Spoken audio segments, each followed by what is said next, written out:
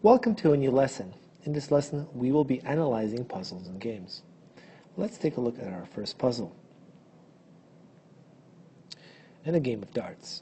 If you have 36 points remaining, what strategies for plays would make you win?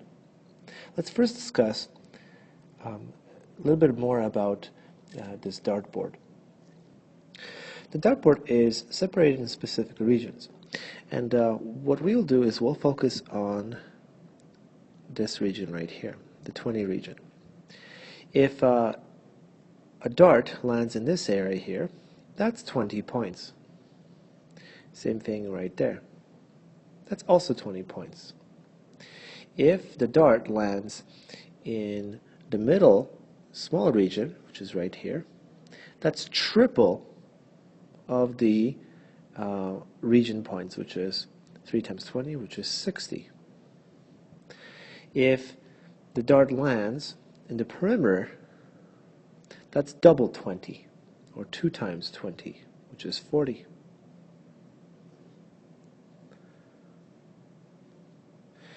Now let's take a look at the bullseye, the green bullseye and the red bullseye. Now the bullseye is the area right here, the green. So if the dart lands right there in the green, that is 25 points. While right in the center or in the red, that is 50 points. So here's a little pop quiz. If one of your darts lands in this area right here, how many points is that? And the answer is, well, 10 times 2 is 20. While in this area right here, if the darts would land, then that would be 2 times 3, because it's in the region of the 2, and it's a triple if it lands right in the middle of it, which is 6. So I'm just going to erase this for you. Another rule for darts, if you're finishing up, the condition to finish each leg is to finish the throw with a double. So that means the last shot needs to be placed on the outside right here. So in this region. Now you could do it with 1 throw, 2 throws, or 3 throws in your last visit at the dartboard. So how would you make 36 to make sure that the last throw is a double? Well, one solution is that you can make it with 1 shot. You could just hit double 18. 2 times 18 is 36.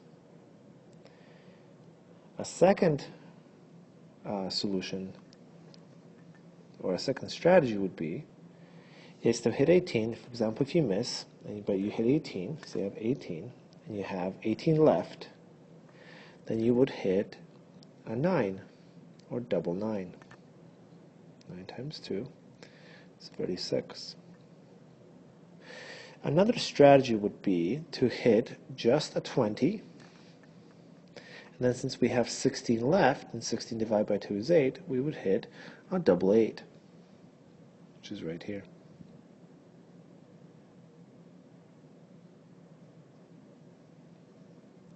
Let's take a look at the next game. The next game is your traditional tic-tac-toe, but we're going to make it a little more complicated and make it into 3D. So let's first review how you play tic-tac-toe and how to win and never lose in tic-tac-toe. Now, tic-tac-toe is composed of this shape right here on the left-hand side, and the point of tic-tac-toe is to match your X's or your O's across, down, or left, or right. For example, there are 2 players playing. The first player puts an X, the other player puts an O, then the other player puts an X, then the other player puts an O, the other player puts an X, the other player puts an O, and the other player puts an X like this. But notice that diagonally we finish the game and by having a diagonal connection 3 O's. So here is a sure way for you to never win or lose. To never lose but always win, or even tied with tic-tac-toes. Always start the game with the middle center block. Now it is up to your opponent to decide whether he's going to win or she's going to lose, or she's going to win or he's going to lose up to this stage. Is that the moment opponent writes, or actually draws an X either in this point, or this point, or this point, then the game is done. And I'll show you why. Let's say your opponent puts an X in the bottom. Then what you need to do is you need to put a circle right next to their X. Pardon me. Let's put a circle right across from it like this. So they have to put an X like this. Now, this time, you are forced to make a circle there to block the two X's across. What's interesting in this point is that there are two locations or two lined up O's for the next move. That means if your opponent writes next here, let's go again. So your opponent puts an X there, then you'll have an O there. So you have to make your tic-tac-toe. But if your opponent chooses not to write it there, let's say your opponent chooses to put an X right there to block one of yours, then you'll have a tic-tac-toe going downwards. So that's the secret to tic-tac-toe. Make sure that you always put it in the middle, and the moment that your opponent puts it in any of those 4 points, 4 coordinates, then you can win. If your opponent, for example, doesn't do that, and your opponent chooses to write an X in, let's say, here, then it's going to be pretty much a draw.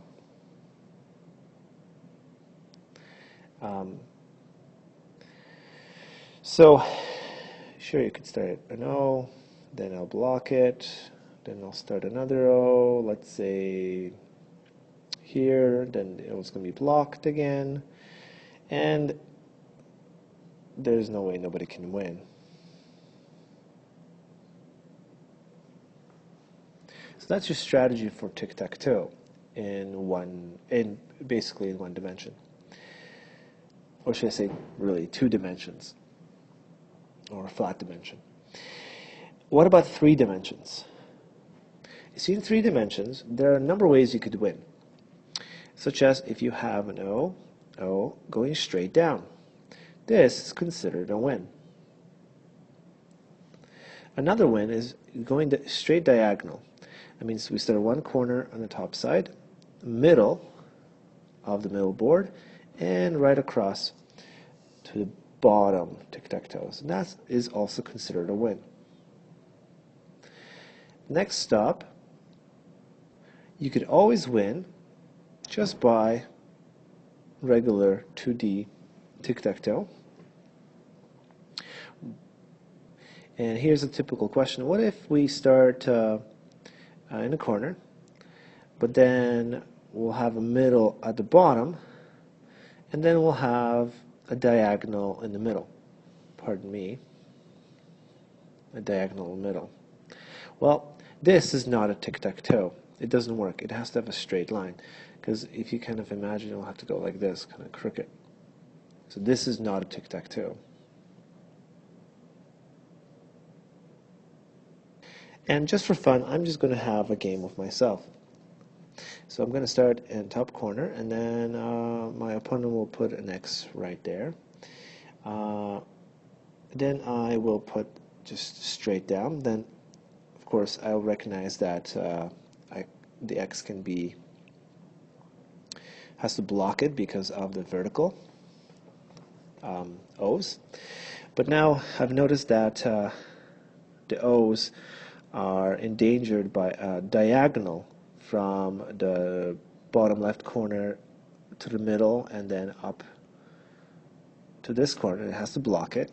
Now the X has to block the first tic-tac-toe, and then I have to block the middle because I still have the vertical one, a vertical X's. Then the X's will start aggressively having two X's on top. Then I see it that automatically I have to block one of those. So I'm going to block it here. And here is where it's difficult to see. You see, here is where the X is. There's one in the middle. And the next one that makes a diagonal is an X right here. And this is a win. So the X is 1. One of the main strategies for three-dimensional tic-tac-toe, such as the two-dimensional tic-tac-toe, is to secure the middle block. In this case, the middle block is right in the middle and right in the center. Let's take a look at one more example of a game. This game I call 3, 4, 5 sticks. So let's draw these sticks. 1, 2, 3, 4, 5, 1, 2, 3, 4, and 1, 2, 3. The point of this game is that you're playing against another player is to leave one stick behind, and you can take, the rules are you could take as many as you want,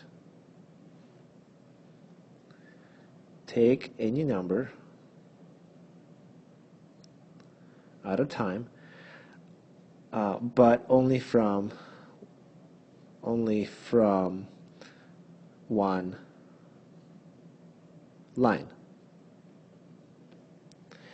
So, for example, I'm playing against a player. I decide that I am going to take 4 from the first line. I can't take anything from the second line, simply because I can only choose one line and take as many as I want. So my opponent will then take, let's say, all of them except for 1 in the second line. Then I will take all of them in the last line, and the opponent takes 1, and he has 1 remaining, and then he wins. Let's try this game again. This time I'll start, and I'll take everything away in the first line. Now opponent will take away the 2 in the second. Then I'm going to be smart, and I'm going to take away only 1. And the opponent will take away, let's say, only 1 as well. And I will take away 2, leaving 1 behind. In this round, I win. As you play this longer, you'll realize that the point of this game was to have your player or your opponent leave you 2 lines left and an even number of sticks in each line.